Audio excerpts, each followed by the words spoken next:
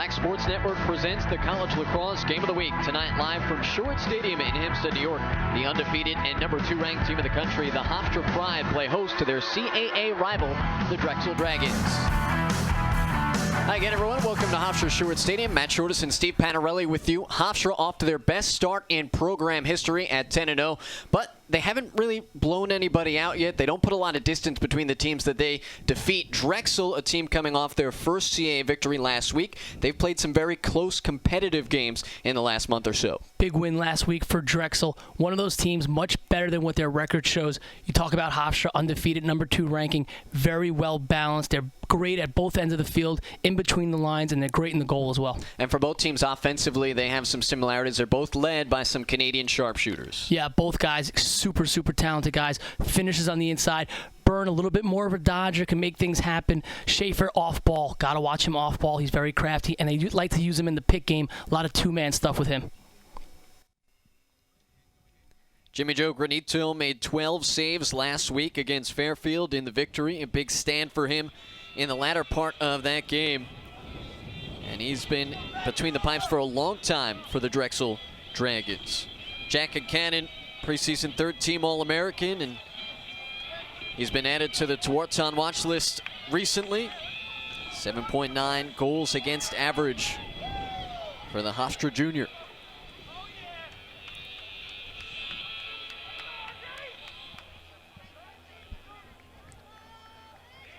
Well, we're ready to go to the face-off X. It's Drexel in the road blue uniforms this evening. Hofstra in the home whites. A couple of freshmen out at the face-off X. Jim Acoita out of the Bronx. And Kyle Gallagher, a Northport, New York native.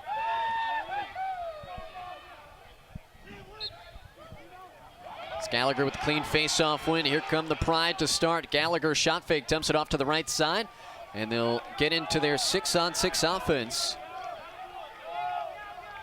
Pride team coming off a win on the road. 2 CAA wins on the road, in fact, to start the conference slate at Fairfield and at Delaware.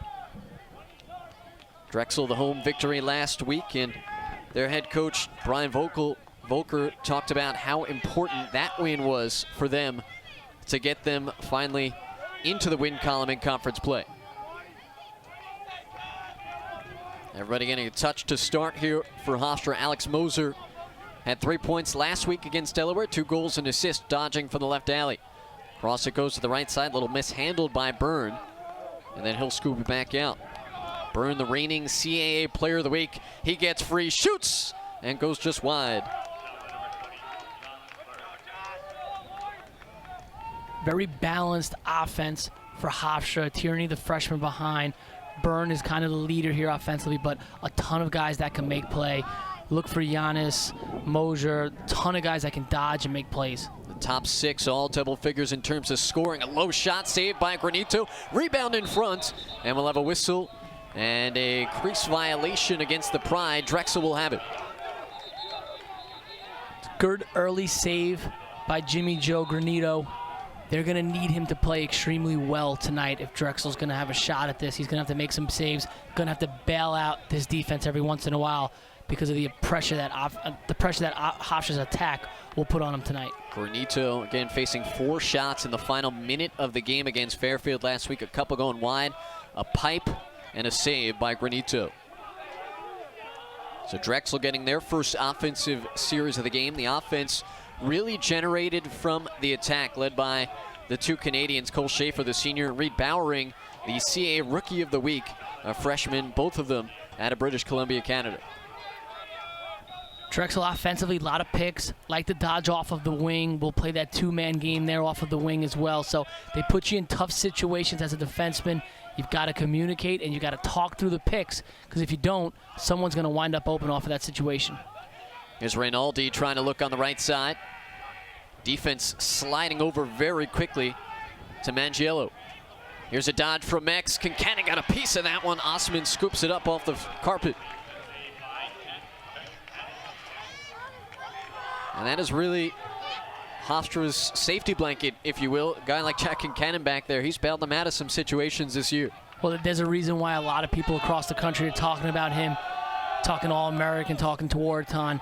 He's played extremely well for him, and he makes unbelievable saves. He makes the ones he's supposed to, and then when you do have those breakdowns like they did there, that miscommunication with the attack, but no one guarding him at X, he's able to bail you out as well. And that's always what coaches will talk about. What's the extra you can give us from a goalkeeping perspective outside of the saves you're supposed to make? Cannon, perhaps the defensive answer in terms of highlight reel stuff to Hofstra's Josh Byrne.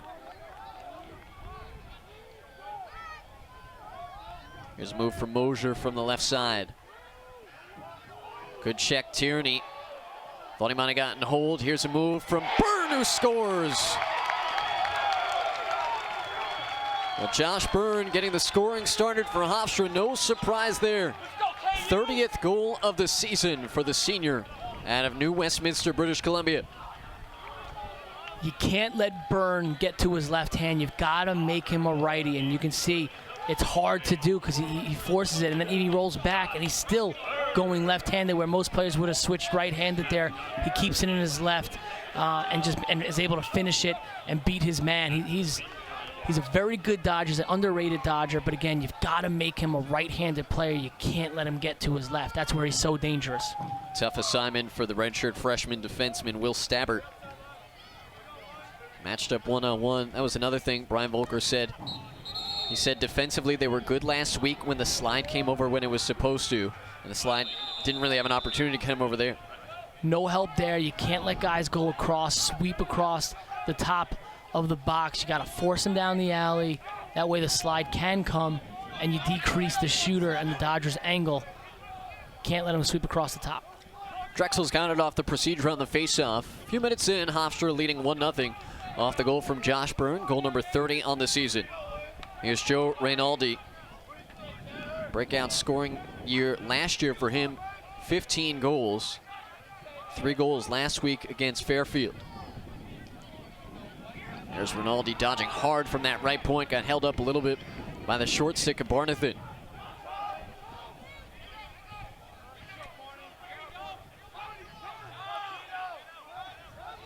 Up top straight away, Rinaldi again. Hofstra's been very pleased with the defense of number 88, Barnathan, at the short stick position. He's really come along in his first year with the Pride. He's got one of the best short stick defenders in the MLL, and Kevin Understein is his coach, so I'm sure he's learning a lot from Kevin, working with him on his cross-check holds and how to play guys up top. Understein was a key member of the team the last time they were the number 2 team in the country back in 2006. Give up top, here's King. Quick ball movement by Drexel now. Pass knocked down, and Hofstra creates the turnover. Nice play by Diener there to pick off that pass.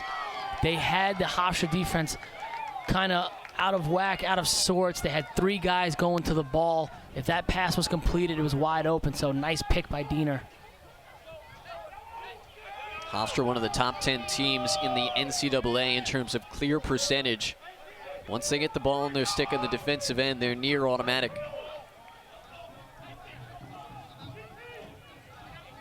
The team they'll see next week, UMass, equally as good protecting the ball, trying to get it from defense to offense.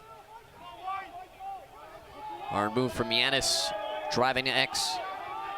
4-point performance for him last week. Yanis spinning in front, buries it home on a bounce shot, and the Pride take a 2-0 lead.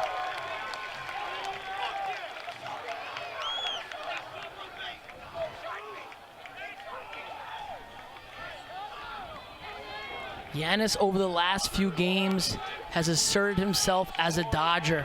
Earlier in the year, he was kind of making plays off of Tierney and Byrne, but now he's taking the ball, being a Dodger, being a threat with the ball on his stick, and does a nice job there, getting his defenseman hung up, and then is able to come around left-handed and finish on the inside roll. Yanis, a guy last year who tore his ACL in the fall of his freshman year, so did not make it back in time to play last year. And at the beginning of the year, almost seemed to be that third guy on the attack, but with Tierney and Byrne, and as you said, he's come into his own these last couple of weeks. Just playing more aggressive. You can tell he's a lot more comfortable, starting to get the feel of the game again. And again, early in the year, getting a lot of his goals, a lot of his production off ball, kind of hanging out right around the pipe. But now over the last few weeks, dodging more and asserting himself.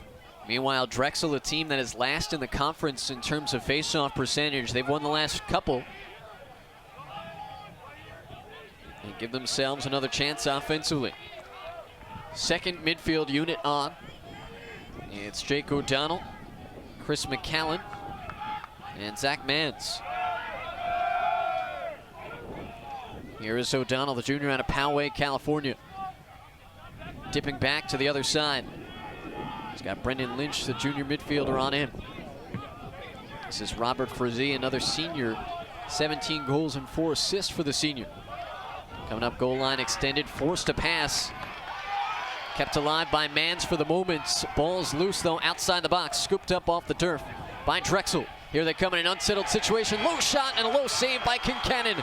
Osman's got the ground ball for the Pride. He turns and veers to the outside, and the defense will slack off of him, and Hofstra will have an easy clear attempt. And right there, Kincannon, just in great position. That's the only place that the shooter could have put the ball. He was all over it, just being alert, and again, just being in position, making those critical saves. That was a great save by Kincannon. 2 early saves for the Hofstra junior. Dylan Alderman now getting real first touch. CAA rookie team a couple years ago as a freshman.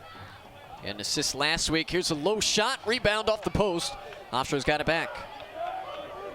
Tierney thought about shooting it, but wasn't in great position. Tierney roll dodging, feeding across.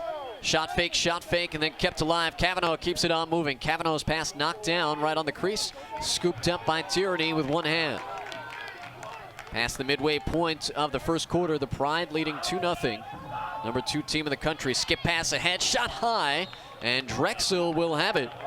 As closest to it was Brendan Fabian. No ex-attacker for the Pride. Yeah, that's one of those turnovers. Good look, good shot. Got to have someone backing it up. Got to try to maintain possession when you shoot it high. But then Fabian, after the good positioning, coughs it up. Defensively, Tanner Griffin all over him and forced the turnover. And that's the thing, Drexel as the underdog, if you will, coming into this game. When you get those opportunities, you at least have to give yourself that further chance. Yeah, Hofstra has a tough turnover with not having the backup. They give you the ball back. Still early in the game, 2-0. You can't turn it over in the clearing game. Pride going 2 each. 2 up top near the midfield, 2 on the crease, 2 at X. Here's now Moser. Pass fake, now on a dodge. Behind they go to Tierney. Tierney, tough angle shot, saved by Granito. Good positioning by Granito. And a level shot, high to high. He saw that one easily, but the ride from Tierney forces another Drexel turnover. This is not an offense you want to give those second chances. You know, it's like giving up an offensive rebound in basketball. Eventually, a good team's going to finish one. You've got to take care of the ball. You know, especially what happens is you play these long possessions, and all of a sudden you start to break down as the game goes on if you keep turning it over in the clearing game. Brian Volker concerned about the depth that Hofstra has, their top 6. First line midfield, the attack. As you mentioned, a bunch of them, any one of them at any point can step up or get hot, get into a good groove. There is Moser coming GLE. Now it's the freshman Tierney. Tierney trying to turn around and somehow sneaks it in past Granito. And the Pride take a 3-0 advantage. And again, we talked about those turnovers in the clearing game. Eventually they're going to come back and get you. And right there, Hofstra had 3 straight possessions, 2 of them based off of Drexel turnovers. And the freshman Tierney is able to finish. Gets that 5-5 spot. Defenseman, you got to turn him. You got to get him going back towards X, but he's able to get that extra step and finish it as he's going away. Nice play by the freshman. Ryan Tierney, his 21st goal this season, most by a Hofstra freshman since 2008 when they had a Canadian attackman by the name of Jay Card. And Jay Card led them for a couple years in terms of scoring. They defeated the #1 team in the country that year in Johns Hopkins, I believe it was. But he was an electric attackman, and Tierney, coming out of high school, they knew that he would be a big part of this offense, coming and playing for his dad, Seth, and he has bared that. And there's a lot of freshmen out there in the country making some big appearances. One of them for Hofstra this season. It's a nice situation for him to come into. You got a guy like Byrne, senior, been here before, takes a lot of pressure off you. A lot of the opposing defenses early on in the year, we're going to give him a lot of attention. And again, coming into an offense that is very balanced, where you have other guys that can do things. Sometimes freshmen come in, highly recruited freshmen like him come in, and they're looked at to be the guy right away, but he's able to come in, get comfortable, rely on some of these other guys as he works himself into the flow of the offense, and he's taken advantage of this opportunity and played really well here for the Hofstra Pride. Nearly 10 minutes in, the Pride leading 3-0.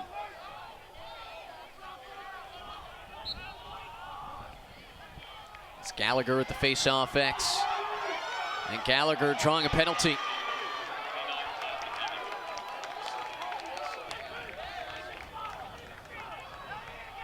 Up top, the ball to the ground. Delayed penalty again coming up on Drexel. Scooped up by Altman. Altman thought about taking the shot as the pole. Instead, they'll work it around.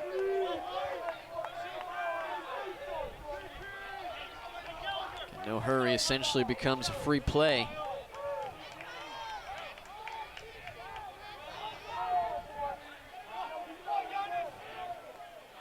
Giannis, little shake and bake move, gets a screen from Moser. Giannis rolling again, sneaking around and putting it in. Goal 2 today for Jimmy Giannis. And the Pride a 4-0 lead. If he can play like this, Hofstra is so much more dangerous, and there's such a better offensive team. Look at this shake right here. Able to beat his man, stay out of the crease. He's got a little shake to him. I like his game a lot. And again, over the last few weeks, he's getting much more aggressive, taking the ball, dodging his guy, and getting more comfortable. Again, if he can play at this level, it's going to make a huge difference for Hofstra down the stretch. Senior high school, 73 goals. Packed that along with 23 assists, so pretty good senior year. And this really is first collegiate action after the injury last year.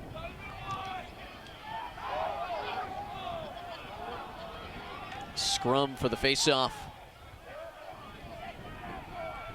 Drexel coming away with it, but a world of trouble as Hofstra able to surround the short stick.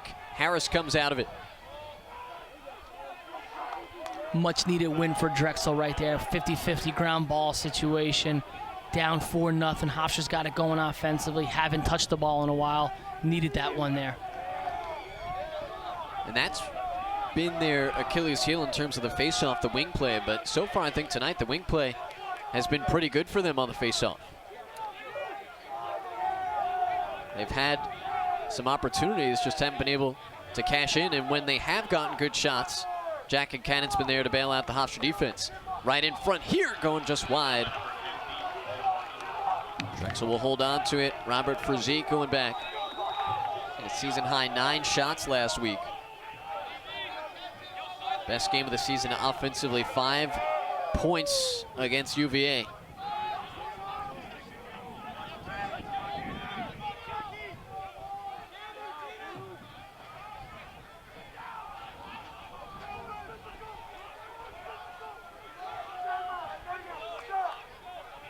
Rinaldi the key for their midfield. There's Mangiello back up top. Rinaldi a little trouble handling the biscuit. Able to recover though. Cuts back to his left side, rifles it high, and Buchanan goes up to make the stop.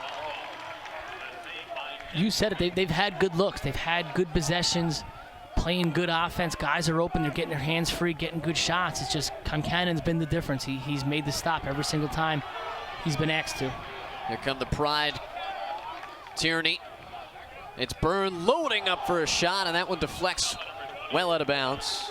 Hofstra will hold on. As a defenseman, which you were, when your goalie is playing like that, does it encourage you to take extra chances and be a little bit more aggressive, even more so than you may? Well, it did for me, for sure. Definitely, absolutely. But what it does is it allows you to play much more relaxed, much more confident, because you know if you do make a mistake, you don't sometimes when you play defense, you think about it too much. Should I slide? Should I not? If you're just playing and having fun, and you know if you make a mistake or two, you got a guy behind you that can bail you out, it makes a world of difference. Here's Moser on the dodge, nearly lost it on the back check, able to recover. That having fun point, that is something that Seth Tierney talked about with us this week. He talked about the chemistry that this team has, because I was asking him, he's coached championship teams, he's been a part of championship teams, and what that feels like and what this team feels like in comparison to those teams. Ball knocked away. To the ground it goes. Drexel comes away with it, but in some trouble. The double team comes quickly, and it's Giannis with it for a moment, but lost it out of bounds. We'll see what the call is. The officials are going to get together.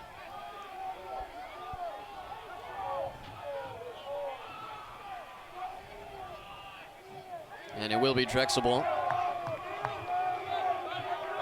So to finish that point, Seth Tierney talked about the chemistry of this team, and he said there's a lot of games where we might not be the better team on paper, but because we have that chemistry, we have that cohesiveness, we enjoy playing with each other, sometimes that's the thing that puts us over the edge. Yeah, and I think the fact that they're winning, obviously they're 10-0. You know, when you that win, helps for sure. Yeah, when you win a couple of games, everybody likes each other, everybody's getting along well. But I think what it does is gives you confidence. You know, for a program like Hofstra, that's not, maybe one of those traditional schools of like a Hopkins or Virginia where you just automatically have some of that confidence just by putting on that uniform. These guys start to get confident, they start to believe in themselves, and then all of a sudden they're 10-0, 2 in the country, and up 4-0 here. So I think that goes a long way. Just winning, getting that confidence, and again, winning heals everything. Drexel turns it over. Yeah, you almost have to build your own pedigree year by year, as opposed to a Hopkins, a Syracuse, those sorts of programs. Yeah, when you go to those places, you expect to win. You always have that confidence. It's like I used to tell people when you play at Syracuse, even when you're down 5-6 goals, it's like when you play for the Yankees. You always feel like you're going to win. You're always like today. Yeah, you always feel like you're going to come back no matter what the situation is. And that just takes years of winning to have that type of confidence. Moser getting it away to Kavanaugh. 17 seconds remain in the first quarter. Hofstra jumped down on top 4-0 to begin this one. Here's Kavanaugh off the roll dodge. Short stick on him. Kavanaugh trying to sneak back inside, trying to toe that crease. Kavanaugh up top with 2 seconds to go. The Pride won't get a shot off. But a good first quarter for the home team as they shut out Drexel through the first 15 minutes, and they lead 4-0 after 1 quarter of play. So second quarter coming up. Stay with us on Lax Sports Network.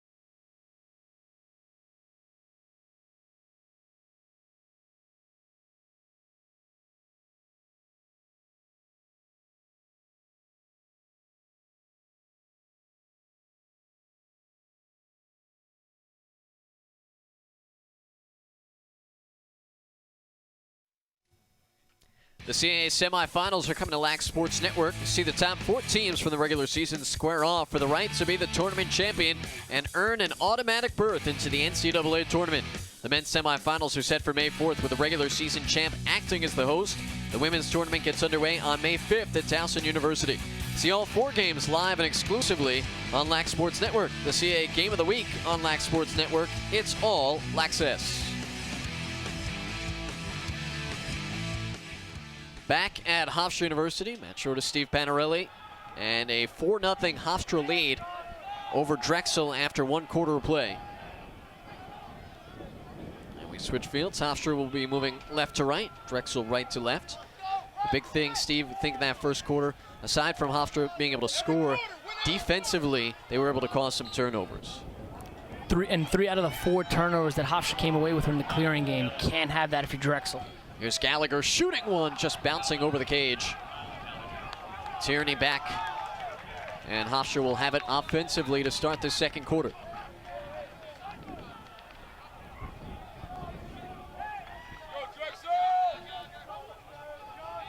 Big game for both tonight. Obviously, if you're Hofstra, you really put yourself in the driver's seat of the CAA with a win tonight. If you're Drexel, not only do you get that big marquee victory, but you, for all intents and purposes, almost assure yourself one of those top 4 spots in the CAA tournament.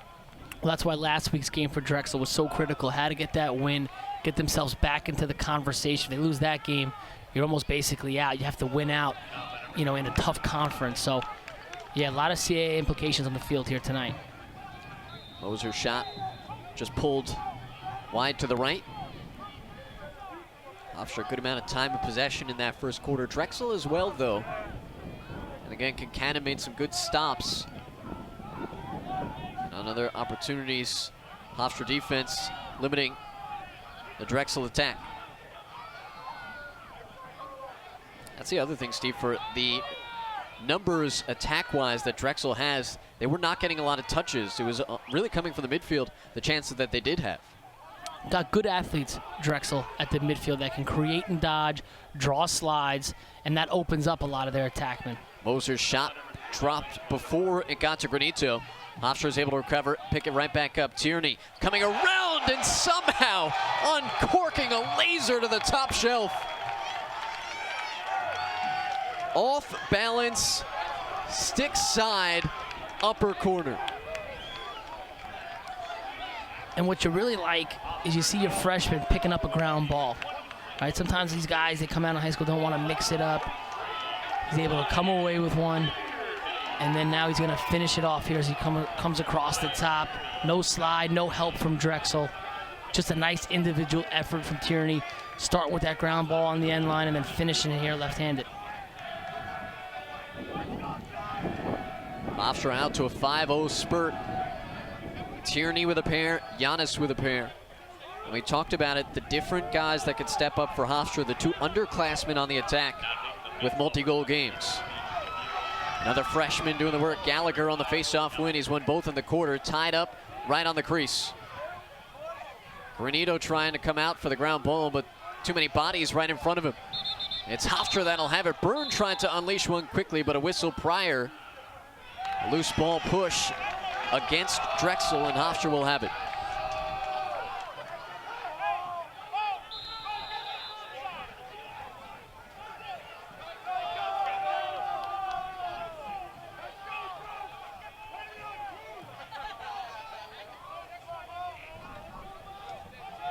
Swing it around to Alderman.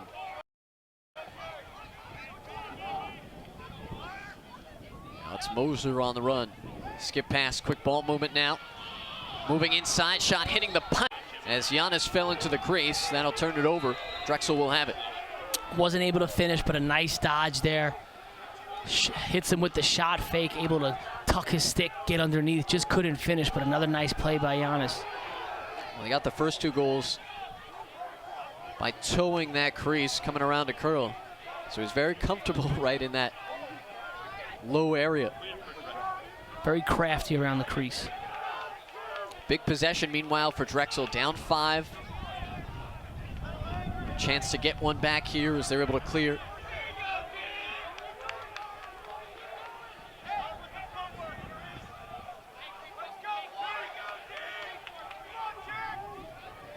Up top, here's King, shooting wide.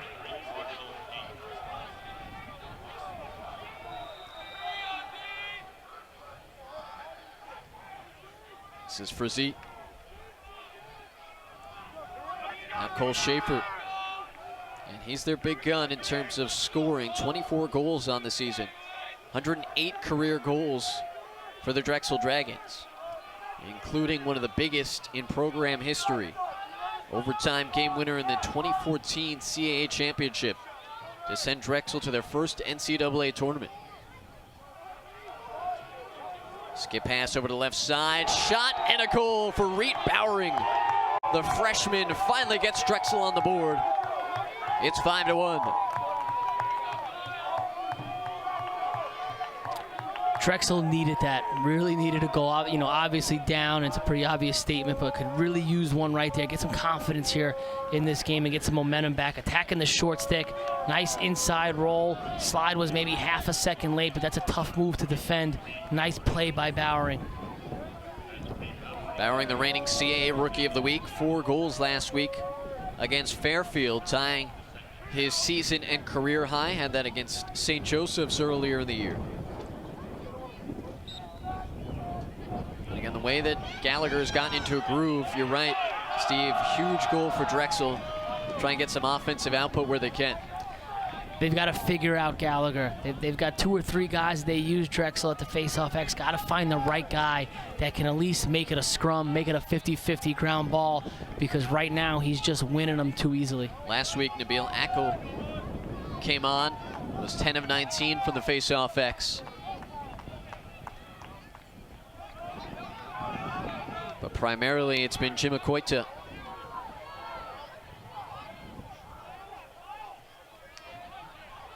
Tierney, again, coming around at X.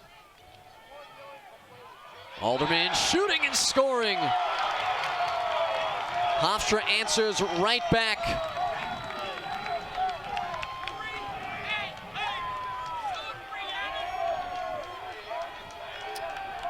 And Jimmy Giannis, another goal here. You're going to see him sneaking from X. Good offense, good team offense from Hofstra here. Draw the slide, dump it.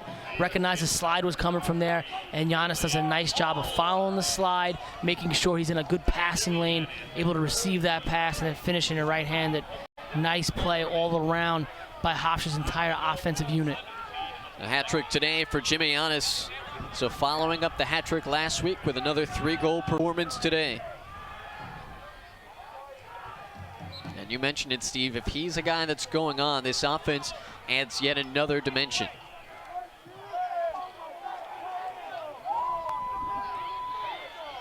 Face-off win for Hofstra. It's Luke Gomez coming away.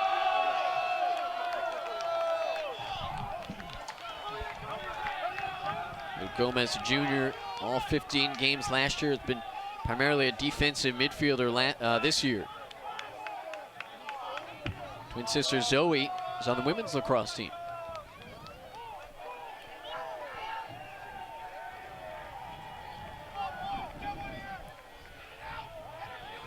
And Hofstra doesn't go offensively too deep in terms of the midfield. They like this first midfield unit, and they see a ton of minutes. Let's get past the left side. Stepping in is Alderman.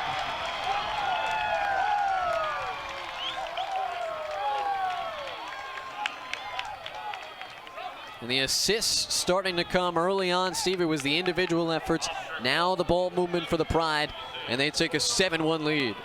Again, it's just dodging hard from the midfield, drawing the slide, and the guy with the ball, the dodger, dodging with his head up and reading what the defense is giving them and what they're doing, recognizing the slide came, throws it over the top, and Alderman just gets in a good position, able to step into that and let it rip. So really good team offense from Hofstra right now, moving the ball.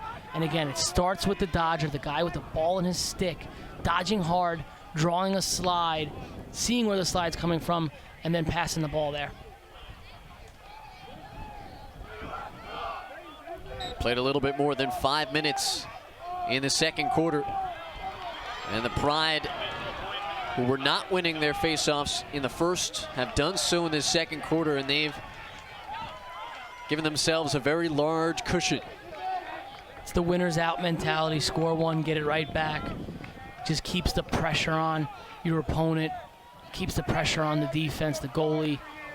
And again, what happens is it gets your offense frustrated. They don't see the ball for a while. Sometimes when they get it, they look to make a play right away, force a bad shot, force a bad turnover. So if you're Drexel, you've got to remain patient on offense. You do get the ball back and work for a really good look and take some, to have some time of possession, take some pressure off your own defense.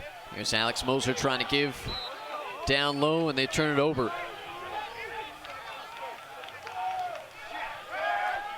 The Hofstra coaching staff talked this week about developing that killer mentality, stepping up the next level of their play.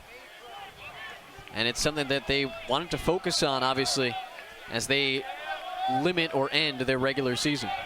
Won a lot of close games, and early in the year, some of those games were close because they allowed teams to crawl back in, gave them good looks, gave them good opportunities, had some sloppy turnovers, didn't manage the ball well at the end of the game. So, like you said, good teams know how to finish guys. And right now, you can see Hofstra's trying to finish off Drexel here in the first half. There's a dodge as they move behind the cage for Schaefer. Back up top, O'Donnell with it. Here's Frazee. Frazee tied up, somehow still keeps the ball in his stick. Frazee looking down low on the crease. Drexel gives it away. And that's that turnover I talked about offensively. Sometimes you get frustrated when you don't see it for a while, force a bad pass. Now it's going back the other way. They couldn't afford that. They really needed to be patient there and work for a great shot and not what I call a home run pass there. See, if you talk about Hofstra winning some of the close games, and it's interesting how the narrative and the discussion around teams change. And just to look at the top two, Syracuse and Hofstra, obviously Syracuse, the level of play, they're being tested in different ways than Hofstra is week in and week out, but similar close games week in and week out, and they have, the cardiac orange moniker, whereas meanwhile Hofstra has similar outcomes and people doubt the legitimacy of their record. Well, I think, the level of competition is a little different. Quick look inside, Giannis unable to put it home. And I think even the Hofstra coaches would probably, admit that as well. For sure. But I think with Hofstra, I think their toughest stretch is coming up. I think Drexel coming in here was a hot team, so this is going to be a tough test for them tonight. Then you go UMass, then you go Towson, probably the two toughest CAA opponents you'll face, and then you go into the CAA tournament. So I think we're going to learn a lot about Hofstra over the next few weeks and see if they really are legit or they are what some of the haters are saying, and questioning their level of competition, the guys they've beaten so far. Delayed penalty coming up on the Pride. Look down low. Schaefer able to hold on to it. And a loose ball picked up by Drexel in front. Ball blocked, but it trickles in. Brett Osman, the long pull, came over and actually made the initial stop. But the momentum carried the ball across the goal line, and Drexel has their second goal today. And right here, Concannon just gets a little aggressive. Probably the only mistake he's made on the entire season is coming out there and leaving the open net. And Frazee's able to finish it. Nice little turn of events here for Drexel. You get that ground ball. You had the flag down. Able to come away with what you might call a cheap goal, but at this point they'll take it however they can get it.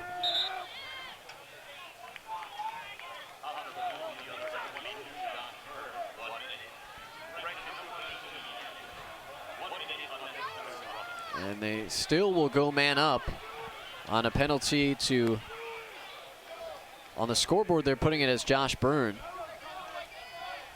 It's going to go against Giannis.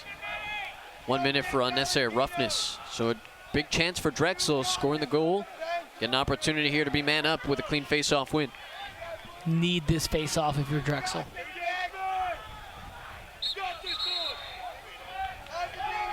And Gallagher went a little early. So Drexel get the possession under a minute to go in the penalty. 6.5 to go in the first half. A 7-2 Hofstra lead. But Drexel scoring a goal, a chance to make it back-to-back. Man up. Sophomore Marshall King to the left side now for O'Donnell. Donald is high school's all-time scoring leader. Cole Schaefer looking right in front. Shot blocked by Kincannon. Rebound out by Osman. Picked up by the Pride. Eric Wentz went out and got it.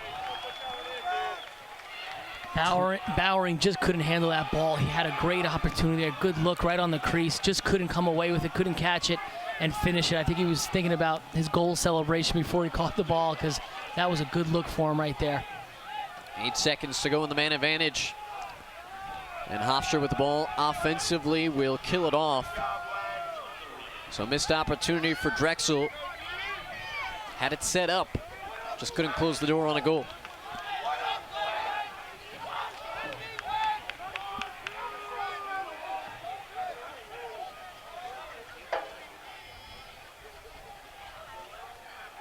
There's Giannis again. He's had a very fantastic beginning to this contest. 3 goals in the first half for Jimmy Giannis, following up a 4-point performance last week.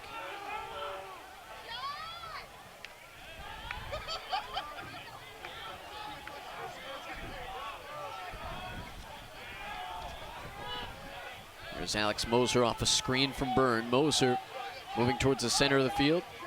Hofstra looking very patient on this offensive series. Back up top, Kavanaugh.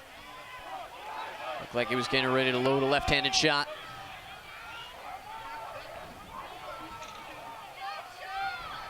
Here's Tierney, shot clock is on now. Tierney with the ball to his stick, he lost the handle. Picked up by Granito. 4:20 to go in the first half. Hofstra a 7-2 advantage. Drexel's got the ball back.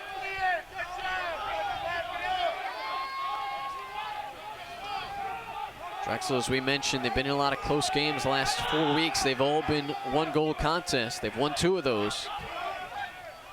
Here's Frazee, who had the last goal.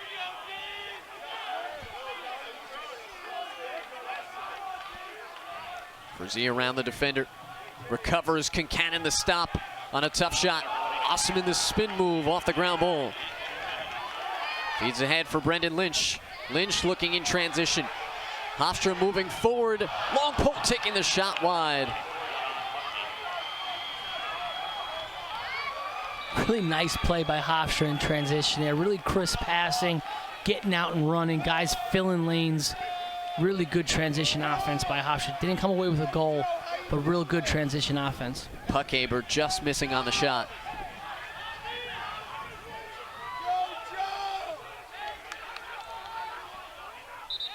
I mean, in terms of stick handling there, long poles, they can carry the ball a little bit. Guys handle extremely well. Saw it right there. Guy like Tanner Griffin, dangerous in transition, can handle the ball extremely well. And their goalie, Kincannon, he outlets a good ball. You know, we talk about what he does in between the pipes and being in position and making saves, but he's very good with the ball on his stick. And any team that wants to play in transition, get out and run. If your goalie can't hit outlet passes, you're never going to get out and run. So Hofstra a 7-2 lead. Timeout taken by the Pride with 3:70 to go in the first half.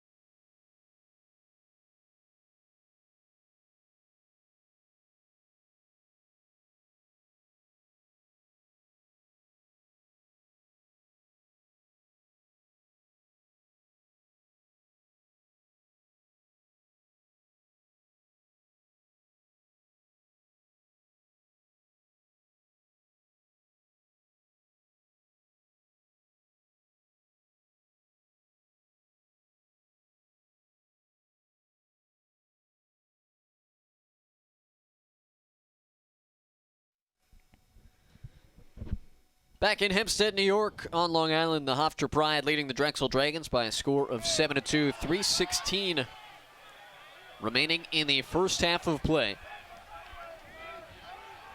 The young guys for the Pride have been getting the job done. Jimmy Giannis and Ryan Tierney, 5 goals between the two of them. Sophomore and freshman respectively. And here is Giannis again attacking. Giannis bowling over a defender, finding Tierney, top shelf.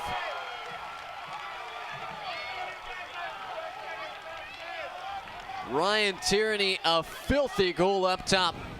And Giannis, the physical play to set him up. Starts with the dodge from Giannis. We've been talking about him all night of how he's asserting himself as a dodger right there. Runs a guy over, then Tierney off ball. You could see him showing him his stick. He was wide open and is able to finish that left-handed, underhanded shot, kind of fading away. But again, really impressed with Giannis. Giannis not the biggest guy. He's listed at 5'8", 170. Shown some power though.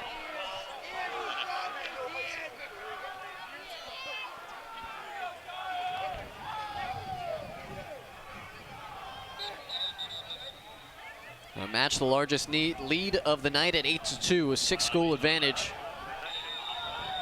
Procedure on the face-off.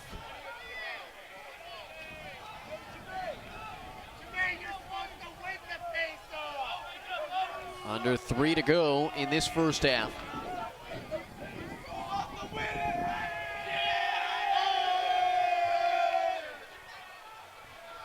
Hofstra undefeated on the season at 10-0.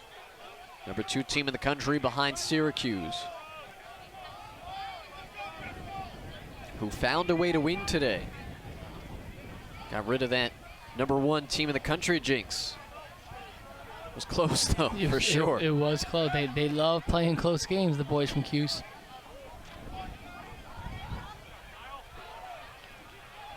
Two minutes now in the first half. Kavanaugh.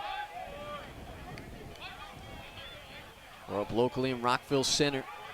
About 10 minutes from the Hofstra campus. 15 goals on the season. Kavanaugh dancing at goal line extended. Back up top it comes for Alderman. Left side now, Byrne with it. Byrne trying to get himself free. Does. Bangs it off the post. Hofstra will hold on to the possession.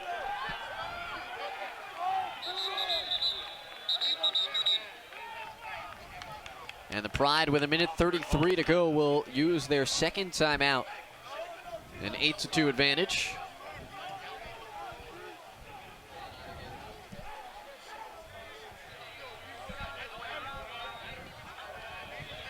The Hofstra offense, you see Ryan Tierney in there. He's had the great start to this game, great start to this freshman career. Now 23 goals on the season. And Ryan Tierney, obviously Seth Tierney's son, Seth, and Denver head coach Bill Tierney, they knew, or they talked about it with Ryan. They said, one of us is getting him. He's not going anywhere else. That's what Bill Tierney said to Seth Tierney over at dinner. So he said, you get first crack. I want to be fully respectful of that. But I'm going to be honest, if he's not coming to Hofstra, he's coming to play at Denver. Yeah, well, he highly recruited out of high school, and he's showing you why. Very well-rounded game. You know, you watch him play, he could dodge, he's good off ball, getting to those skip lanes and making himself available. He's great on ground balls. He finishes well in tight. Again, just a very well-rounded player, and it's rare to see a guy come from the high school ranks and be able to translate that to the Division I level, but he's been able to do that so far this year. There's a key cog in a state championship team at Massapequa High School as a sophomore, along with then senior Craig Burge, who's now playing at Georgetown. Under 90 to go in the first half. Hofstra trying to extend the lead. This is their largest of the game at 6 goals.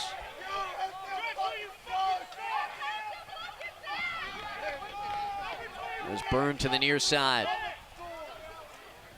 Perhaps, Steve, the nicest thing for Hofstra is that Josh Byrne has not been heavily relied upon today. You gotta love that as a coach, where your best offensive player, your kind of headliner, doesn't have to have a huge night, and you're still up 8-2. And I've talked about it here a little bit tonight already. The balance that they have offensively, a lot of guys that can do it, and right there you see another example of it. Boy, the confidence that the young guys are showing. Ryan Tierney, goal number 4 today. And they're not taking easy, over-the-top shots. No, this one, another tough one. He's just making a play here. He's dodging. He gets the pick at goal line extended, which is a tough place to play a pick. He recognizes it and able to finish it as he's falling away and falling down there left-handed. You know, one thing about Tierney is he does like his left a lot. If I'm a defenseman, you've got to make sure you play heavy to that side. You've got to make this young man a right-handed player. When he gets to his left, he's deadly, as you can see there. 4th goal this evening for Ryan Tierney. Hofstra, their largest lead tonight at 9-2.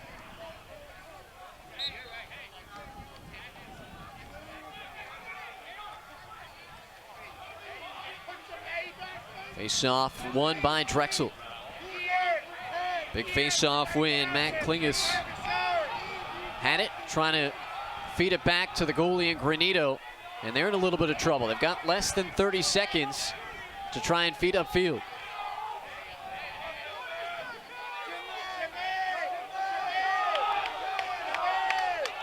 Well, the Hofstra wings not making it easy. Drexel moving inside now.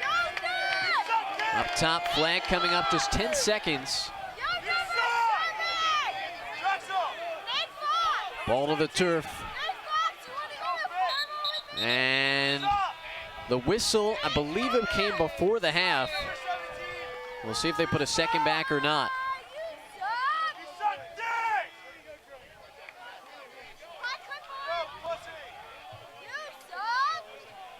So we had a holding penalty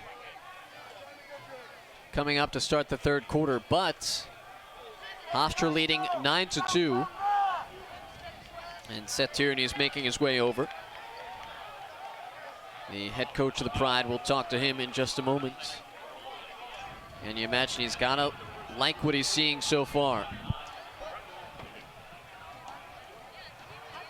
And Coach Tierney throwing on the headset. Coach, Matt Schroeder, Steve Panarelli up here with you. I think first you gotta like the way your young guys are playing on the attack between Giannis and Tierney. They've shown some aggressive moves and confidence on the offensive side for you guys. Yeah, they've done a good job. I'm proud of those young guys. I mean, this is you know, it's a CAA game, so there's a lot of wood being thrown out there, and those guys are stepping up. I think we got to do a little bit of a better job of just being smarter. Jimmy Giannis gets a penalty at the end. You know, we shouldn't be playing a guy at the midline when there's 20 seconds to go. We got to get in the hole, and we just got to play straight up defense right there and end the half on a good note. Coach, talking about Jimmy Giannis, what does it do to your offense when someone like, when he's stepping up? Obviously, we know, you know, your son and Byrne and all those other guys can get it done, but when he steps up and makes makes some goals and plays like that, what does that do to your overall offense? Yeah, Stephen, you know, he played really well last week, and they put a short stick on him last week when we were down at Delaware, and they're doing it again tonight. Now, when they're just kind of rotating it a little bit, but when Jimmy Giannis can start to move and change direction, then, you know, listen, then there's 6 guys out there that can attack the goal, and, you know, and then we just got to be smart with it. That's all.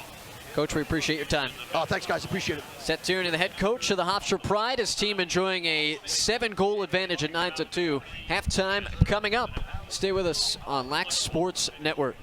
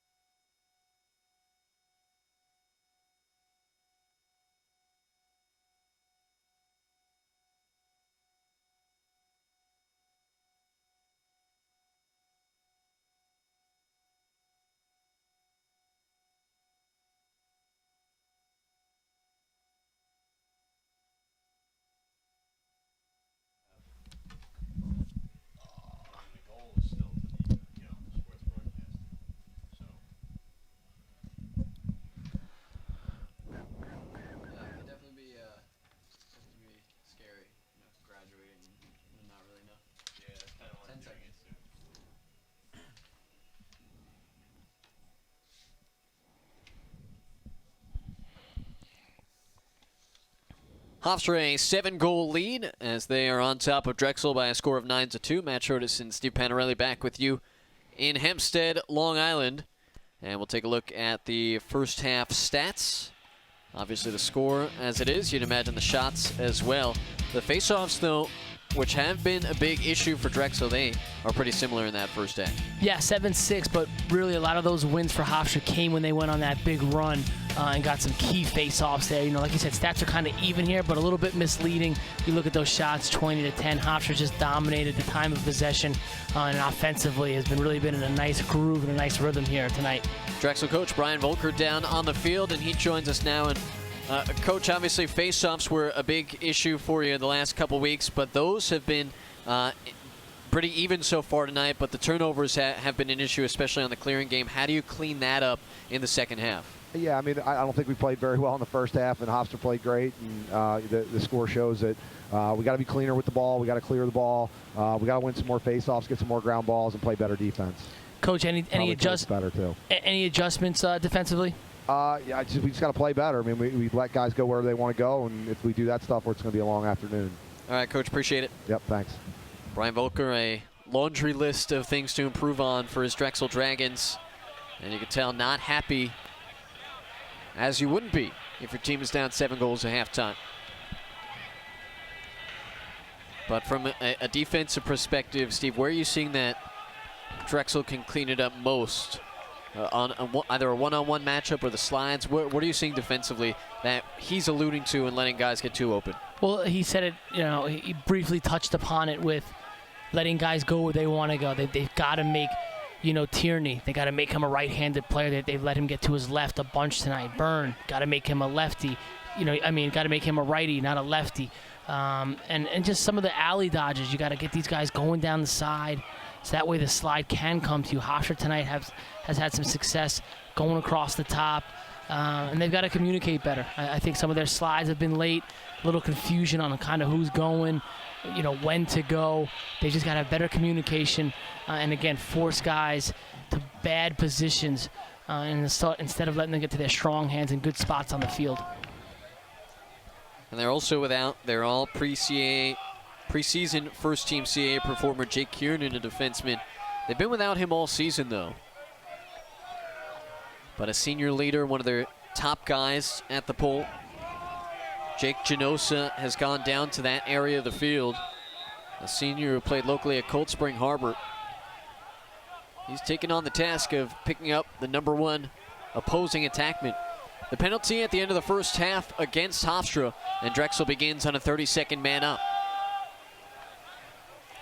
Hofstra playing a 5-on-4 here, locking off. King's pass deflected, gets through to Bowering, who buries the shot. So an extra man goal to start off the third for Drexel, and couldn't have asked for a better beginning for the Dragons. And again, Hofstra playing a 5-on-4 there. Locked off Cole Schaefer, took him out of the man up because he's so good on the inside in situations like this, but it didn't work out for him. Bowering able to corral that pass and finish it in tight there. Nice play by Bowering. Good start for Drexel here in the second half.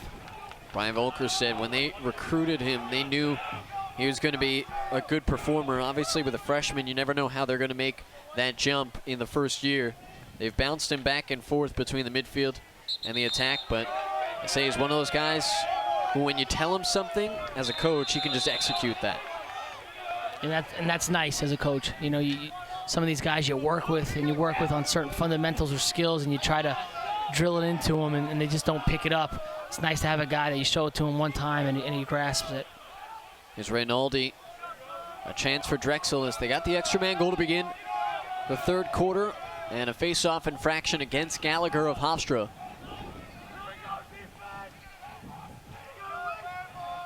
And that's where it all starts, especially for this Drexel team. Last week against Fairfield, they had the bulk of the face-off possession. They were able to put some offensive series together, but now they turned it over. Just a sloppy turnover right there from Drexel. Got to be able to handle that ball, be able to transition the ball offensively from one side of the field to the other. That's just a simple pass to the next guy. Got to be able to handle that. Frazee, a senior, just took his eye off the ball, split second too soon. And Hofstra back to it. Seth Tierney talked at halftime about how he liked the aggressiveness and the growing confidence of some of his young guys.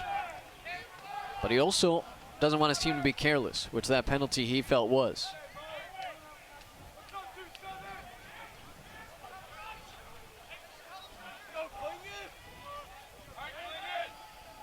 Defense extended way out, and a man defense for Drexel. Alex Moser off a screen up top. Moser will dump it down low. Giannis has to save it. Extending the stick all the way up top, finding Kavanaugh. Nobody on him on the crease, and he puts it home.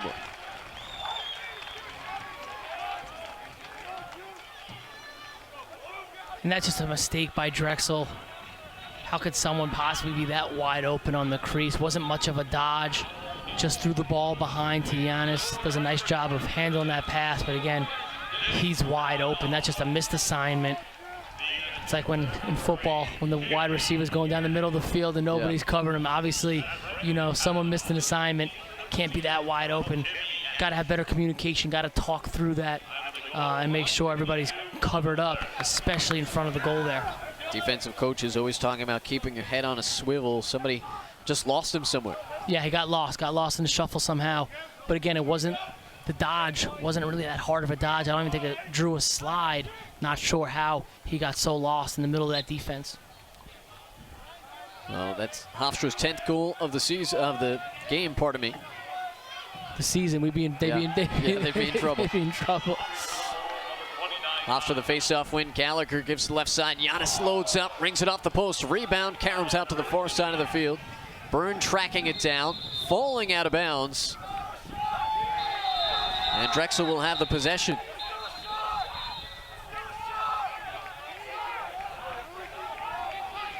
I hear the Hofstra sideline saying it was still a shot, but Byrne had picked it up. He had the possession. If Byrne just let it go, Hofstra would have it. Agreed. Yeah, I think that's what the ref saw. That's what you and I saw up here. If he did let that go and just go out of bounds, yeah, they would have regained possession. O'Donnell bringing it up. And when you're a defenseman on a team where, or in a situation like today, right, where they're down a good sizable margin at halftime, what's the message? As a goal from Drexel. Marshall King getting it in.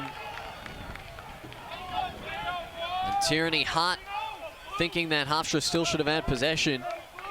But King on a dodge without the ball, able to put it home. Right here, attacking the short stick behind. Draws the slide from Hofstra, and King able to sneak in the middle of that defense there and get open, follow the slide, get to an open spot right in front of the goal. Nice play by King. Marshall King a couple of points last week. Another Canadian on this Drexel team out of Victoria, British Columbia. Sophomore. It's an Eckel to the face-off X. Gallagher winning this one.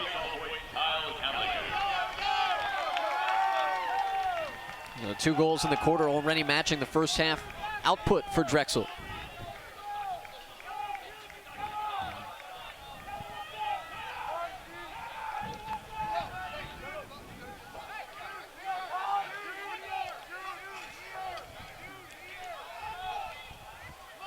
Kavanaugh and Hofstra waiting for the right personnel to get on the field. Alex Moser stepping on. And the rest of the top line midfield for Hofstra.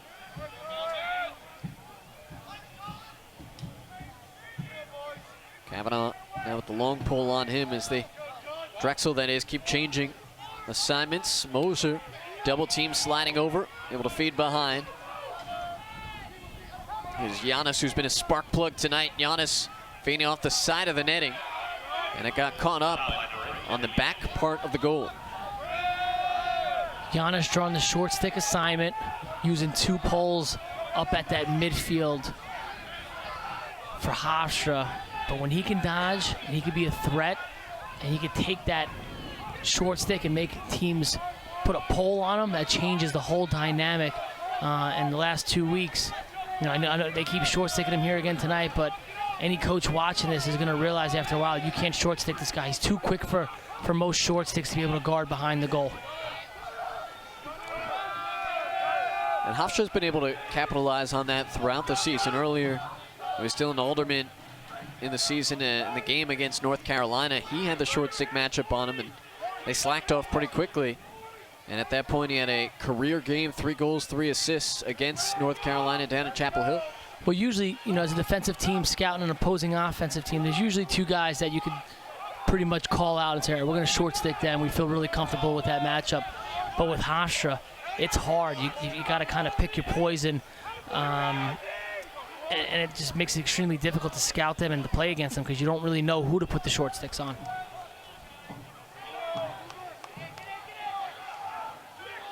And to some teams, that could be a weakness because who's the standout guy? You know who some of the standout guys here are on here, but for Hofstra, that's pointing out that the drop-off is not that great.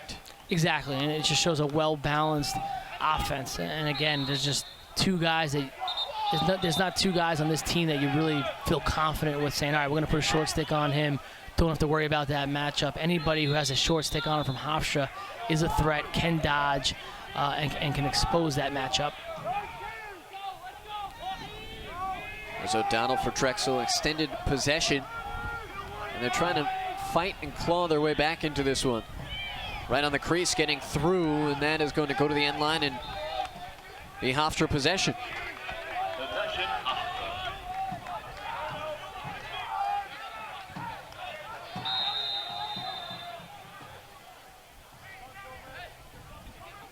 For the Pride, we talked about the importance of this game, not only continuing the undefeated season. Obviously, when you get to this point, lone unbeaten team in the country, you want to continue that. But for their sake, continuing to add to their resume and also getting that top seed in the CAA tournament, huge for them. Definitely want that home field advantage. It's nice.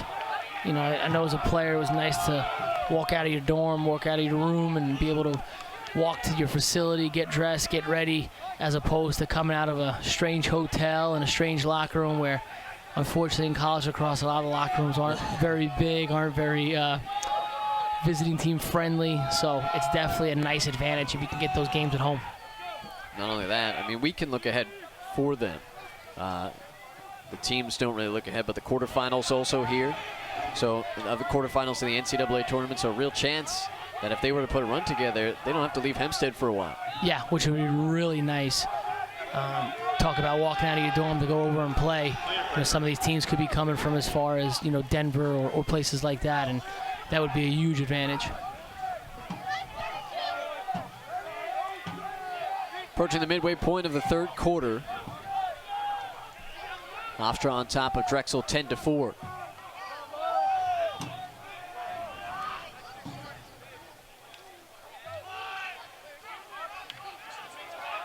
Dodd from up top. Drexel moving the ball around well. Nobody knew where it was. Who was picked off by Mike Diener. And then Diener throwing it away. Drexel able to recover it. Ball to the ground, scooped up by the Dragons. Backhanded shovel pass, shot fake, goal. Cole Schaefer finally getting on the board. And Drexel continues to chip away at this deficit. It's 10-5. And that whole play starts with that pass. Really nice pass. The shovel pass. I couldn't see what number was that. Bowering with the pass. Really nice play. Seeing Schaefer creeping in from the side there. Nice play from Bowering. Nice finish by Schaefer.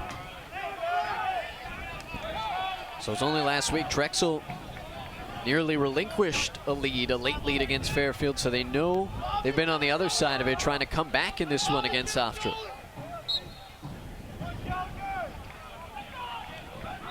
Gallagher won the face-off. We'll have a hold, and Hofstra will have it. As Brendan Lynch quickly getting in. Looked like he was going to cut towards goal, instead feeds it behind. 10-5, Hofstra doubling up Drexel just past the midway point of the 3rd quarter.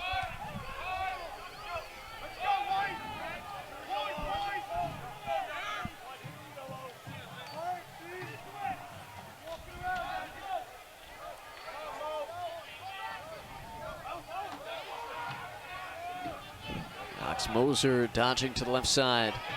Here's Giannis again. Giannis able to recover his shot.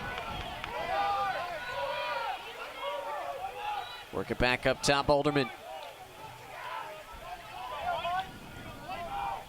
Straight away, Alex Moser now. Giannis keeping the possession alive. Here's Tierney. What a move. Tierney cutting across, just firing wide. Tierney right there shows he's got a little shake to him. Just completely froze the defender there on goal line extended. Really nice move. Wasn't able to finish, but that was a nice move.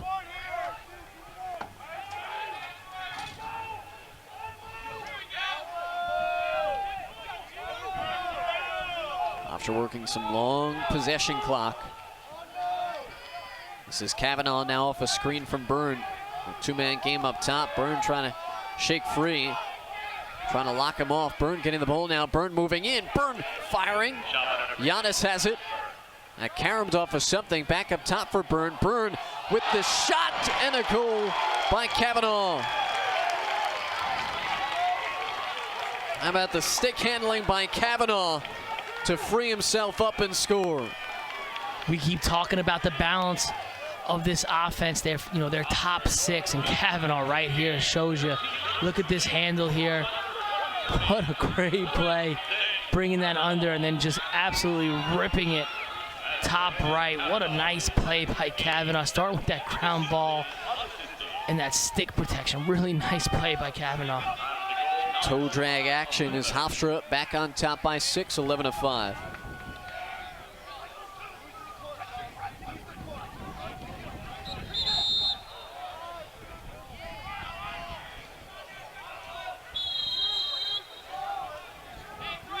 You talked about it before, but how do you, if you're an opposing defenseman, how do you game plan a team that is balanced like this? Well, it's a team effort, right? They're balanced on offense as a team. You've got to be the same way defensively. Your slides have to be sharp. You've got to know their tendencies, their matchups, where guys like to play from. So again, Coach Volker talked about it at halftime. These guys are getting to spots that they feel comfortable, and you can't allow them to do that. So it's really just doing the little things, and it's communication, and it's a total team effort when playing an offense like this. Could be a zone, could be throwing some wrinkles at them too, maybe locking a guy off here or there, doing some different things too, maybe taking them out of their comfort zone. When you play the same defense over and over and over again, that allows teams to get comfortable. So again, maybe locking a guy out, maybe pushing out sometimes, maybe not. Just keeping them changing, keeping them guessing. But it really is just a team effort to try to stop a team like this. O'Donnell, the behind-the-back goal. Cole Schaefer, goal number 2 in the quarter. And Drexel answering back quickly.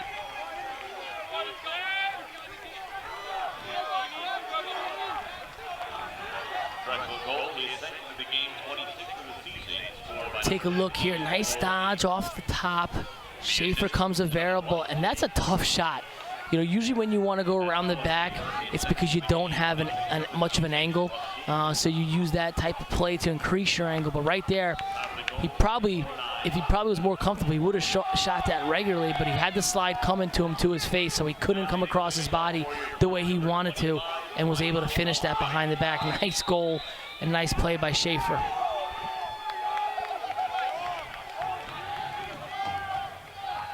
Drexel hanging around. As Hofstra is led by 6 a couple times.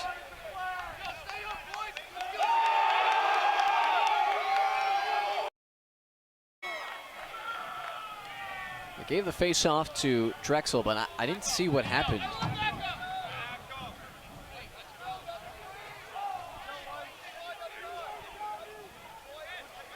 Looks like the referee's going to come over and give Coach Volker an explanation now.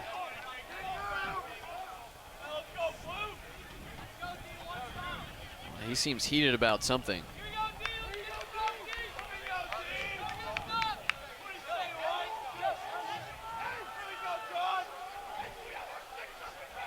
Ryan Volker in his 8th season as the Drexel head coach, 6th coach in program history. Led them to their only NCAA tournament appearance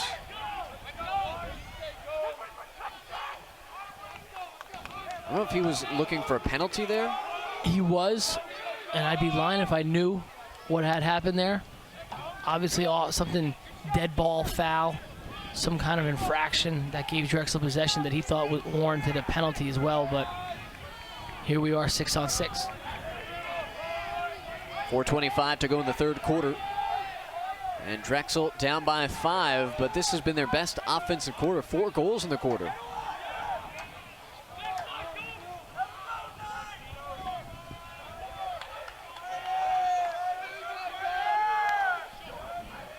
There's a 9-2 score at halftime.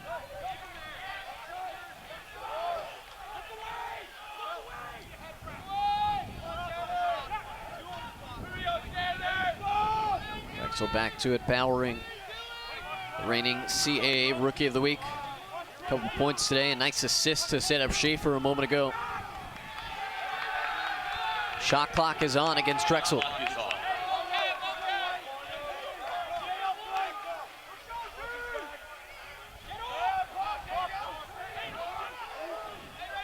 Back at X, Bowering, roll dodging, double team, sliding over to him. Lost the handle on it. Hofstra's got it. Diener in some trouble in the near corner. He'll wing it, and Cannon goes up one-handed and grabs that pass. Really nice team defense by Hofstra. It's exactly how you want to play a dodger from behind. Force that inside roll at the perfect time as the slide was coming. Nice double team, able to get the ball on the ground and cause the turnover. 3 minutes remain in the third.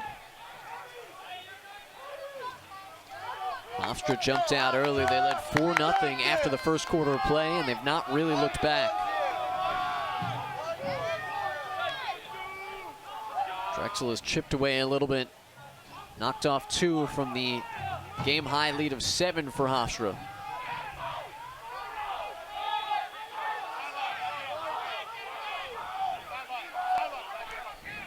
Here's Alderman coming all the way up near midfield.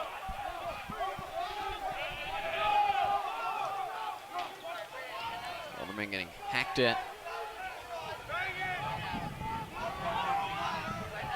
Giannis back up top for Alderman. Hofstra now working the clock, as Drexel did a moment ago. There's Byrne around the double, gets a shot loose, but just going high. Shows you how good his stick is, able to split that double team and come away with a shot. Here's Tierney off a screen from Giannis. Tierney bumped, able to hold on to the ball.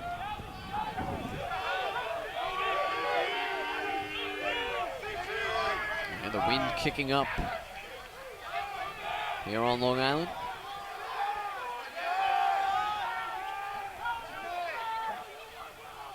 Crisp, clear spring night as Giannis dumps it off. Byrne again with the stick handles, turns, fires a wide shot. Well, he hasn't looked for a shot all that often tonight. Last couple times he's got the ball in the stick, he has tried to shoot it though.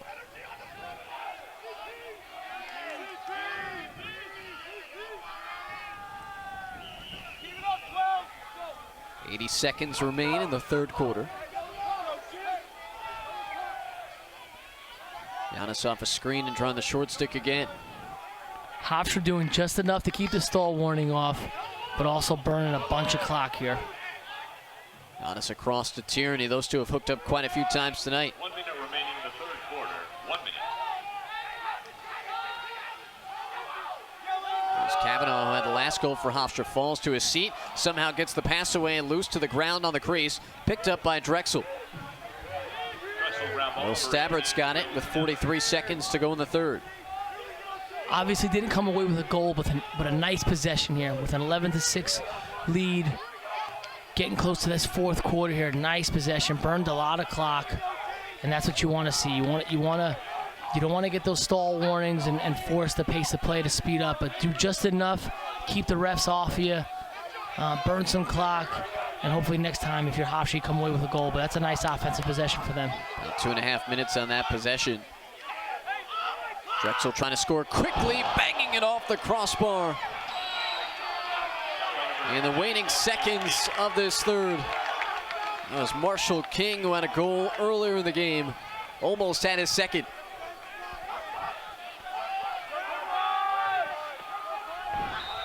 Heads up play by Josh Byrne there.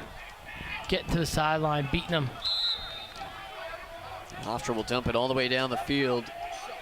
That'll stop the clock with 3 seconds to go, but eliminate any chance for Drexel at the end of the quarter. So Drexel finds a little bit of an offensive touch, but Hofstra still holding on to a 5-goal lead heading to the fourth quarter. The Pride trying to move to 11-0. A quarter stands between them and that mark.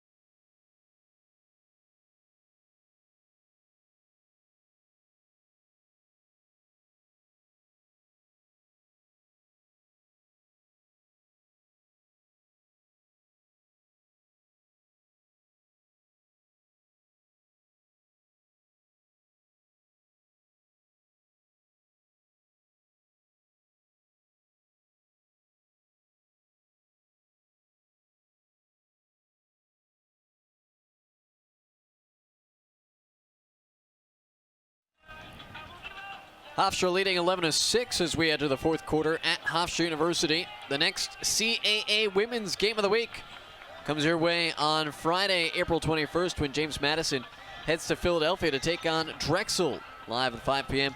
with the CAA pregame show beginning at 4:30 Eastern. The CAA Game of the Week only on Lax Sports Network.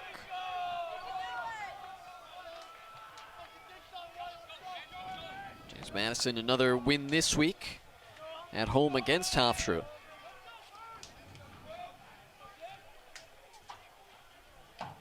Here at Hofstra, the men's team, number 2 in the country, trying to move to 11-0 for the first time in program history. Already off to their best start in program history. Move the ball ahead to Gallagher on a face-off win for the Pride. Numbers for Hofstra. Gallagher just missing wide.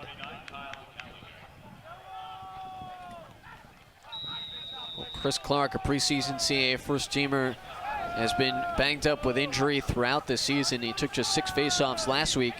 And Gallagher, as a freshman, has come in. He's done a pretty good job as well, over 50% on the faceoff X for the season.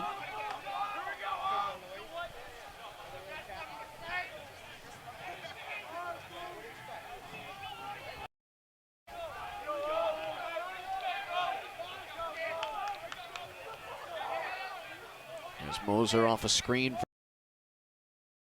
Steve, do you expect to see more of the same that we saw at the end of that third quarter? Doing just enough, keep the refs off you, or do you expect them to keep pushing and pushing? You know, I think it's too early to kind of take your foot off the gas entirely. I think, you know, it's about being patient, working for really good shots, not forcing things. I mean, unless it's absolutely there. No bad passes, but yeah, long possessions, and then try to make a nice, you know, try to work for a good shot, a good opportunity as the possession wears on. Alderman just missing that shot. When you hear Hofstra talk about that killer instinct, at least in this situation, to you, does that mean, you know, doing what they need to put the game away in a sense of that balance? Does it mean continuing to try and up the score?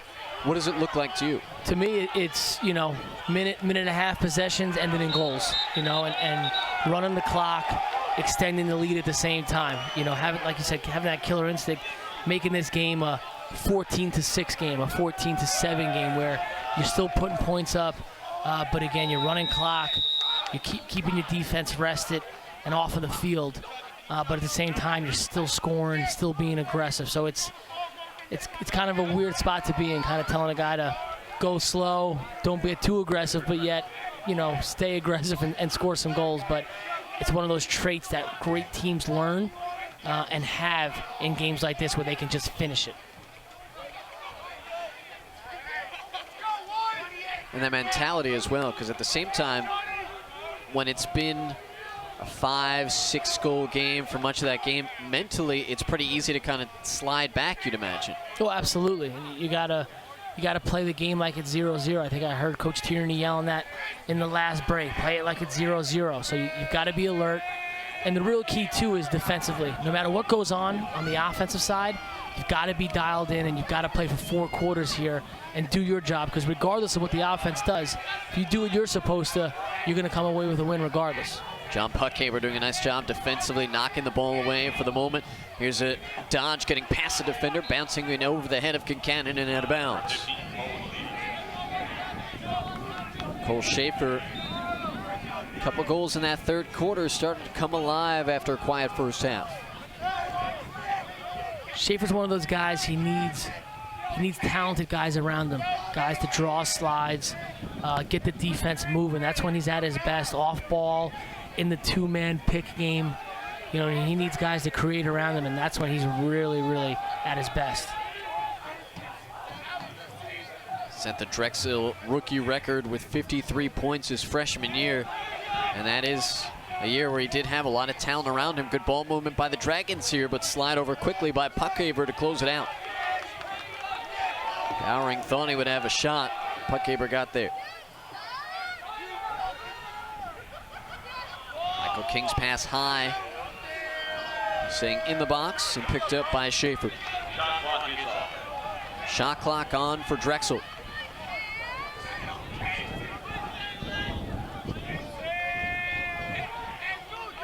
Schaefer shovels it down for O'Donnell, and that goes in.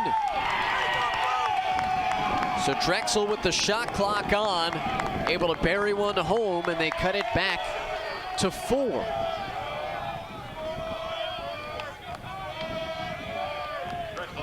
Give Drexel a lot of credit here, staying in this game for a while out there. Hofstra was starting to run away with it, but they've creeped back into it here. Nice goal by Bowering on the inside. Hofstra been very crisp with their slides all night. That was one of their few breakdowns, and Drexel was able to capitalize on it with Bowering.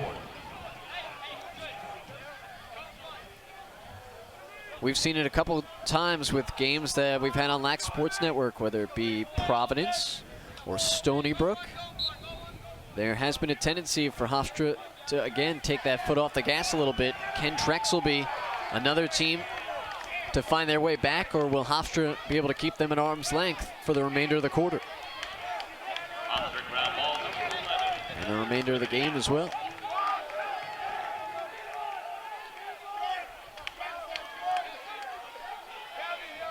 Cavanaugh pushing up.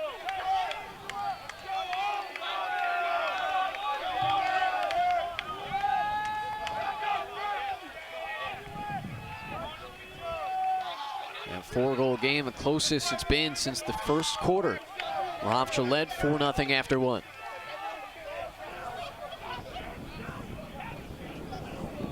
Here is Alderman. Giannis now to Tierney. Tierney a screen from Cavanaugh. Defender falls down. Tierney still on his feet. Tierney trying to back his way down. Moser with it. Moser swimming around the defender. Shoots. Save Granito. Granito quick outlet pass. A little hot to handle for Fabian. And Fabian in some trouble in the corner. Knocked away into the stick of Byrne. And that's hurt Drexel a few times here tonight with their defense. Has made stops, unable to clear the ball. And again, we talked about it earlier in the game. It just wears down your defense. It's so frustrating. It's so disheartening because it's so hard to make a stop as it is, and now you've got to play defense all over again and try to do it again. Clearing game. So taken for granted, but when you're not good at it, it becomes a glaring hole. Giannis turning on the shot, another stop by Granito.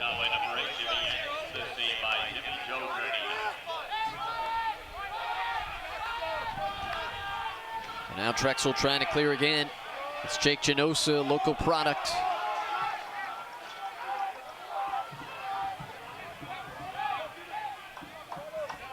Dumped over quickly into the stick of King. And you can see why Drexel's had some issues here. Off of that save, Hofstra's playing 3 men, right? They're playing their attack up. So the goalie and the 2 defensemen, the 2 base defensemen, both have riding attackmen. And Drexel's midfielders are getting up so far up the field that you're able to zone them up top there. And it's difficult to find an outlet. Those middies got to come back to the ball, present themselves, and take it from the pole, take it from the goalie, and transition it across the midfield line. Drexel's guys are just getting too deep, and it's making it really easy for Hofstra to ride them. All that being said, they bring the ball back up, and a goal here makes things very interesting.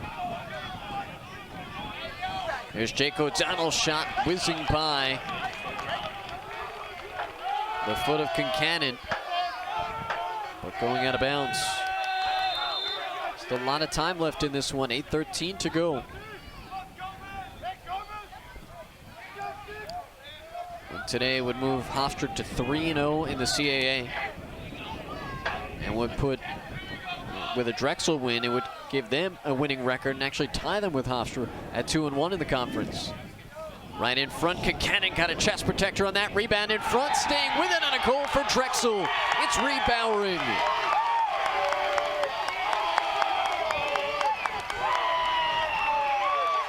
Just like that, it's 11-8 Hofstra. And we've got ourselves a game, my friend, 3-goal game here. 7:48 left in the 4th. And Bowering able to watch King. He throws a little around the world shot that he won't get credit for because it didn't go, but Bowering with off the rebound, able to handle it in a tight space and able to finish left-handed. 11-8, Drexel is fighting and clawing their way back into this game.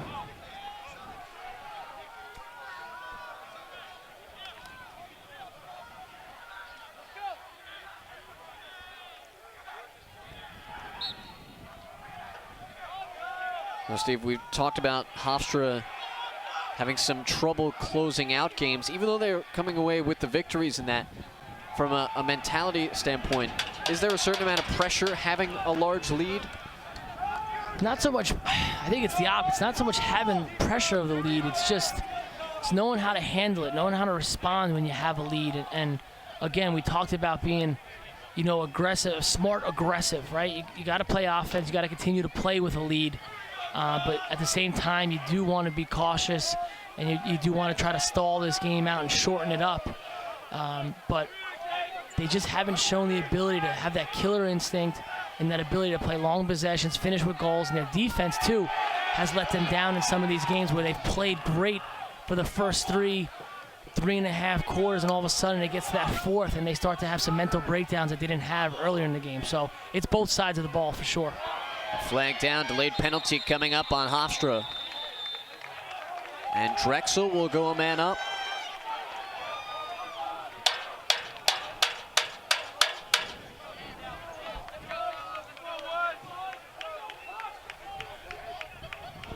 Looks like the penalty is against Brendan Lynch.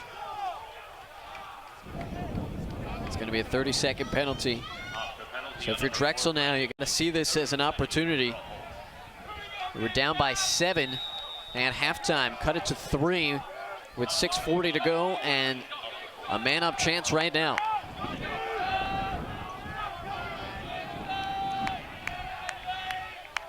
Working out of a 1-4-1, rolling to a 3-3 here.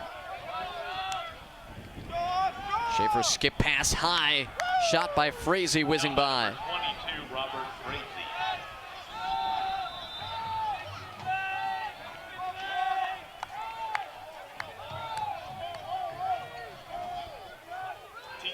Turnaround shot, goal. by Cole Schaefer. Tough angle. It's an extra man goal for Drexel and a 2-goal game. You said tough angle. I would say no angle with this shot. This is a really nice shot from Cole Schaefer. Watch this. You've got to know that this guy can finish and make plays here. You've got to present yourself and play him a little bit earlier than that. He's about maybe one step past goal line extended at best, but you've got to present yourself, and you can't allow him to turn that corner there and finish in his strong hand. Nice play by Schaefer from coming from X. So a timeout by Hofstra. Drexel charging towards the Pride. A 2-goal game with 6:14 to go.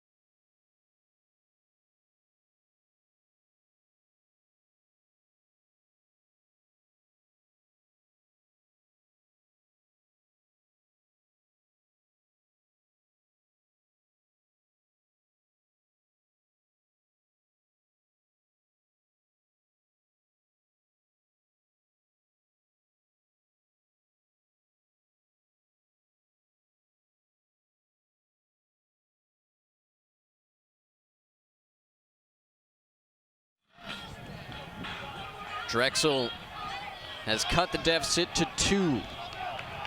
They trailed by as many as 7 earlier today.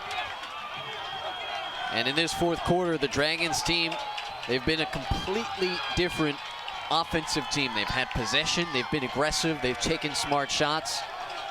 You said it right there, possession. That's been the key in the first half. It seemed like they were never on offense.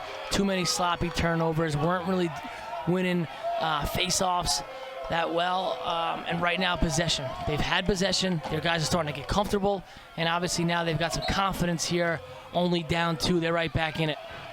Coita and Gallagher. Gallagher, a huge face-off win for the Pride.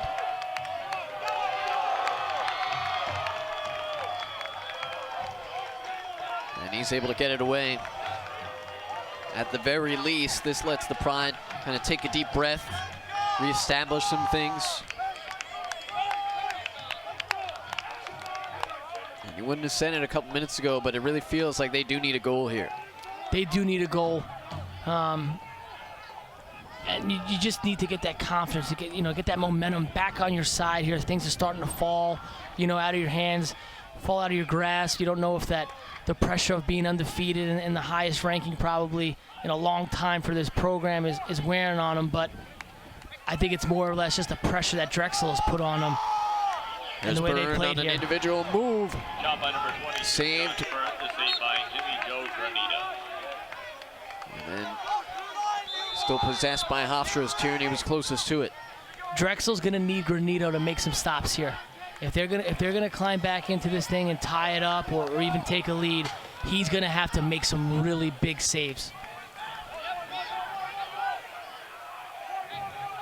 There's Kavanaugh goal today. It's Tierney off the screen.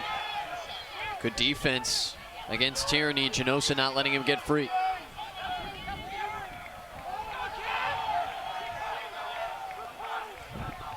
Giannis now. Cuts back to the far side, skip pass. Alderman had to make a move to save it. Alderman shoots, saved. Shot by number 20. And a loose ball coming out to the near sideline. Battle for it, bodies flying, flags flying. And somebody took a whack. It looked like Will Stabbert took a whack at a Hofstra player. I think that was Josh Byrne. And the referees are gonna have to sort this thing out. And that was big save number 1 by Granito. They're gonna need a few more of those, but that was the first one. Let's see if he can continue it for the rest of this game with 4:23 left. Because Hofstra's gonna get good looks. He's gonna have to stand on his head a little bit here and make some stops for him.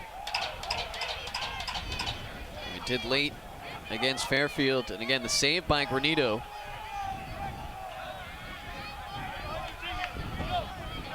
And somebody flying into that pile.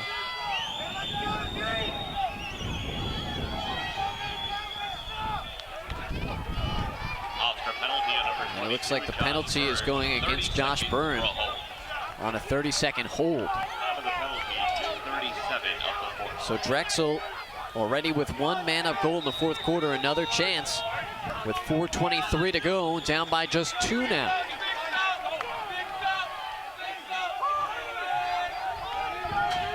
Looking in front, shot in the goal for Reed Bowering. Back-to-back goals for the freshman, and it's a 1-goal game.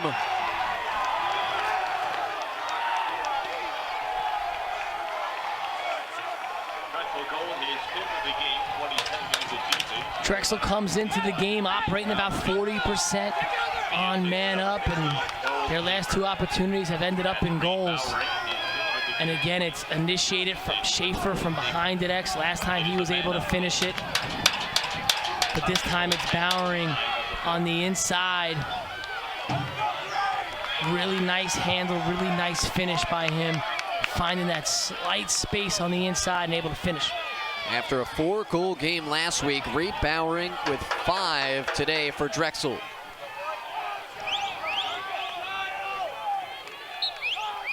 So the Josh Byrne penalty, in fact, both penalties for Hofstra today in this quarter, paying big dividends for Drexel.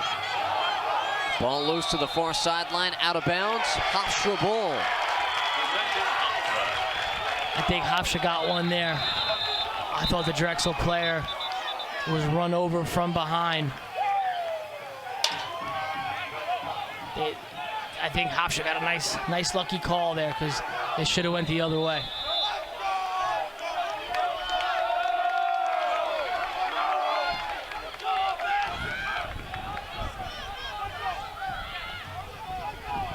So with 3:45 to go, they're back on offense, the Pride are.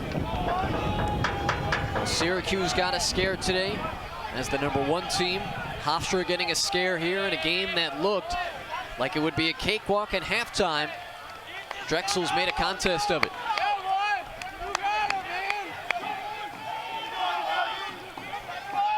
Drexel trying to do more than just scare Hofstra. Trying to hand them their first loss of the year.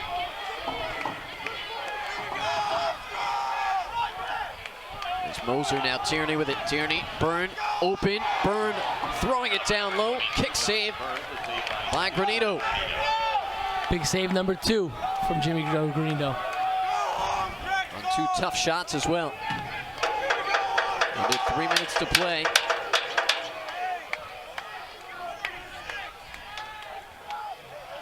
Alderman dodging from the left side. Hofstra spread out offensively.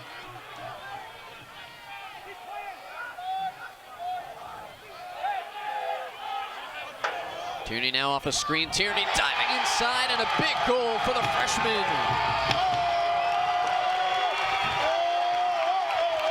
So Ryan Tierney, when his team needing a goal, finds a way to produce and extends the lead back to 2. Still got a long way to go here, but this is a big goal. Mark this one down. Really nice. They've been setting this picket goal line extended a lot for him. This time he doesn't use it. Able to squeeze himself underneath. No help coming. And able to finish that left-handed again. Nice job by the freshman. He's been using the pick all night. Able to get his hands free that time. Didn't use the pick. Able to beat his man on the inside. So how about the 2 freshmen? Reed Bowering and Ryan Tierney, 5 goals apiece for their respective teams.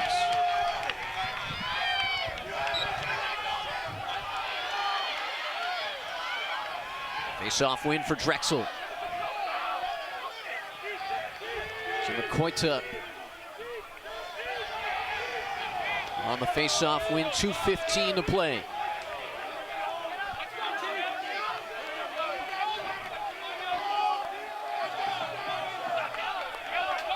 There's Jake O'Donnell and a Drexel offense that Confidence has swelled in this quarter. O'Donnell to the left side. Now up top. There's Rendali. Back it comes for Schaefer, right on the crease. Shot fake. Goal inside by Frazee.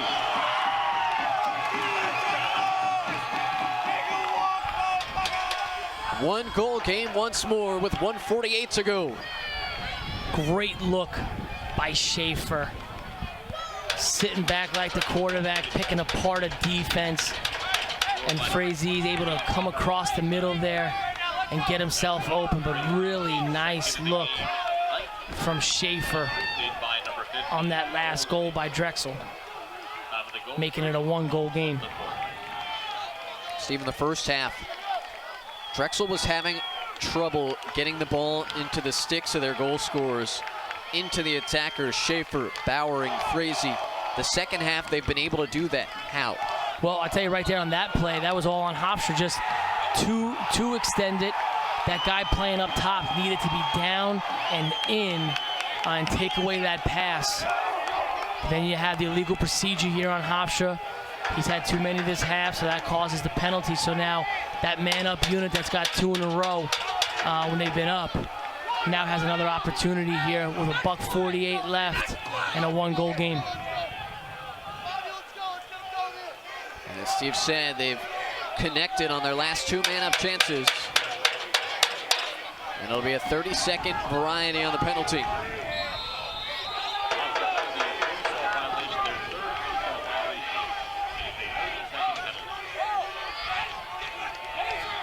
Back to work this Drexel offense goes. Can they tie it up? Try and march all the way back from down 7 at halftime. Locking off Schaefer again. They did this earlier in the game. It didn't work for him. Playing 5-on-4 here and taking Schaefer out of the equation by locking him off with the short stick. Up top, they go to King. To the right side, shot, goal, Frazee, back to back, and we are tied at 12.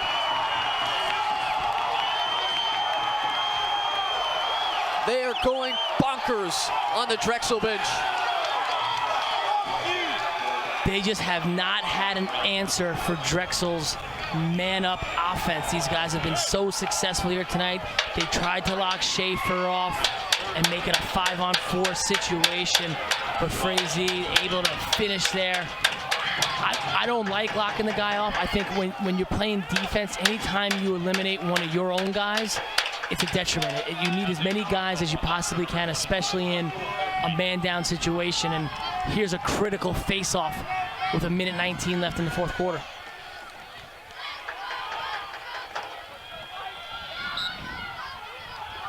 Hofstra changing up the face-offs. Michael Altman facing off with a pole and another procedure.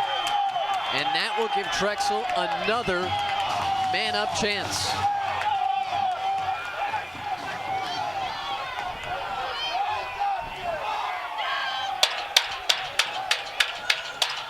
So holding penalty. They get on Michael Altman, the freshman long pole who was taking the face-off.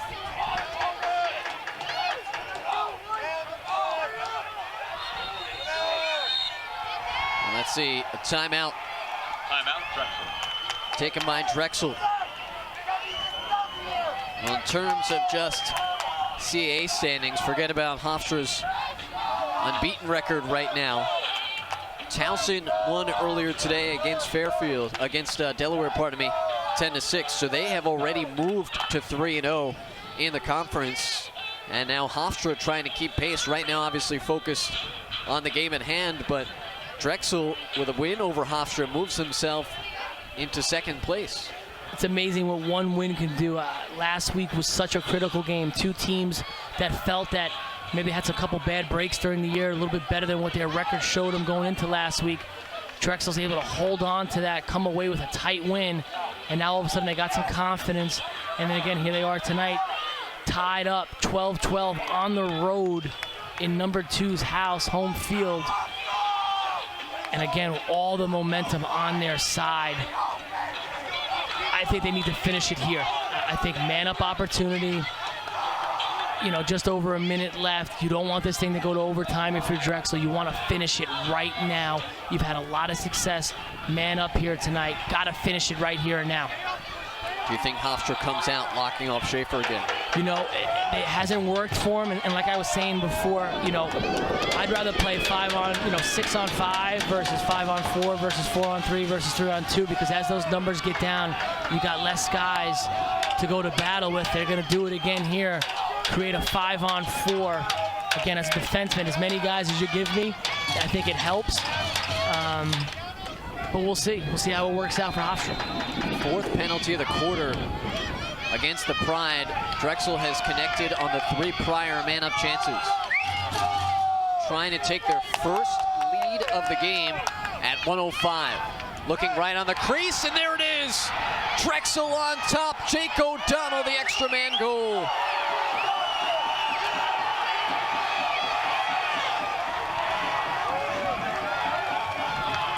And again, when you remove your own defenseman out of the equation, it opens things up. And you can see right here, O'Donnell's able to get to the middle, and there is no crease defenseman because he's out. He's locked off. Now you got that box, and that in the inside of that, there's space and there's gaps, and O'Donnell's able to find it and give Drexel their first lead of the night with 1:02 left. And at this point, almost every faceoff seems to be an adventure for Hofstra, and Jimmy Coyne's confidence is as high as it can be.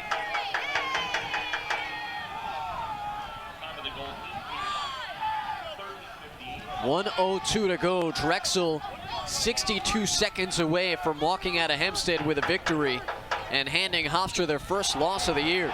Clean face-off win for Gallagher. Gallagher charging ahead, moving right on the crease. Tierney shot, stopped in front. The shot again on the rebound, save by Granito. Granito keeping his team on top. 45 seconds to go. Drexel trying to clear. Still time left, but I said it, Granito was going to have to make some big saves, and those last 2 were absolutely huge. Both one-on-one saves by Jimmy Joe Granito. That is absolutely huge for Drexel. 25 seconds left. Drexel trying to run out the string and complete the comeback. Going to the ground, ball to the turf. Picked up though by Schaefer. Timeout. Drexel with 12 seconds left.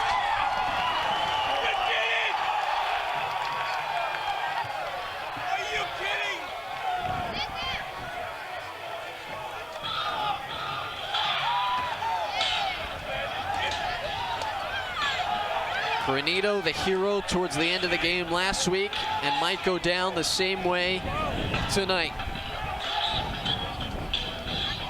Huge saves by Granito. Take a look at this first one. One-on-one with Tierney. Then you get it to Byrne, the All-American, and he makes both point-blank saves. Unbelievable by Granito. We knew he was going to make some big saves down the stretch if Drexel was even going to get back into it, let alone win it. And right there, he makes the 2 biggest saves of the night by far. So both teams, how are you approaching this final 12 seconds?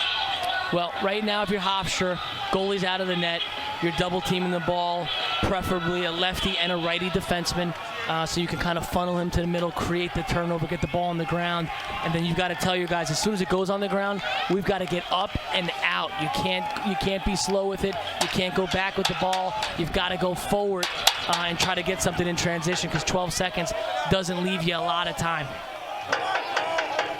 Double team coming to the left side for Reynoldi. He's got the ball to start. Reynoldi to the corner.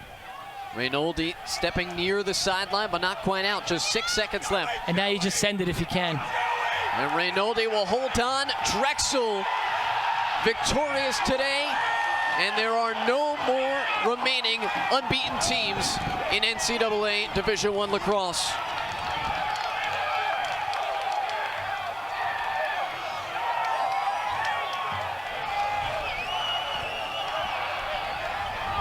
A A 7-goal lead at halftime for Hofstra. And Drexel found a way to just take it 1 goal at a time, as cliche as it is. They score the final goal with 1:02 to go. Ronaldo makes some big saves in the final minute, and they hand Hofstra their first loss of the year. So Drexel 13-12 winners today. We'll be back momentarily on Lac Sports Network.